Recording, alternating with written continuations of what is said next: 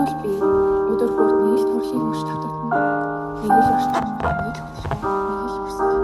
Гэтэ хүн бүрийн дотор өрнөх зүйл хизээж татагддаггүй. Хэн нэгэн мөрөдөлтөө нэг алхам ярьж байхад нөгөө зүгээр л цаг хугацаагаар өнгөрөөж байдаг. Би цаг хугацаагаа дэмий өнгөрөөж байдаг хүмүүсийн нэг нь байлаа. Тэгээд уцаа гартаа аваад зүгээр л хэсэг скрол хийж эхэлдэг. Нэг онлайн шоу, дараагийнх нь гой харагдсан зүйл бодоход хэрэгтэй юм шиг санагдав. Нэг дараа нь сагсан хийн, дараа нь бодъё гэж өөрийгөө тайвшруулна. Гэхдээ ихэнхдээ бодох хэрэггүй мэт санагдав.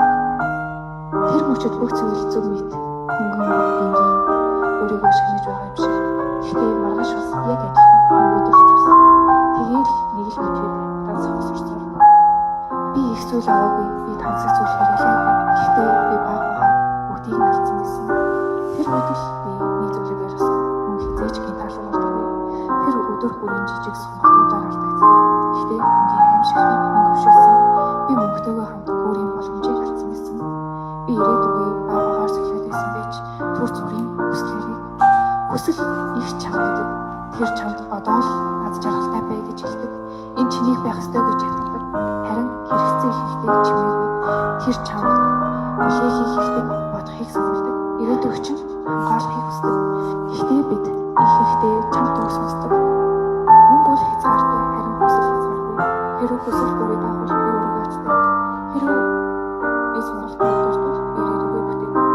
Тиймээс өнөөдрөөс эхлээд би зүгээр зарцуулахгүй. Би өөрийн ирээдүйд хөрөнгө оруулах. Учир нь жинхэнэ албатай юм биш. Харин анзаарч өнгөрсөн боломжтой. Анзаарч өнгөрсөн цаг хугацаа. Би өнгөө хадгалж байсан. Эсвэл өөрийн хүсэл сонирхолд зарцуулж байсан. Тиймээс би өнөөдрөөс өнгөө хэрэггүй зүйл өнгөрөхөө болсон.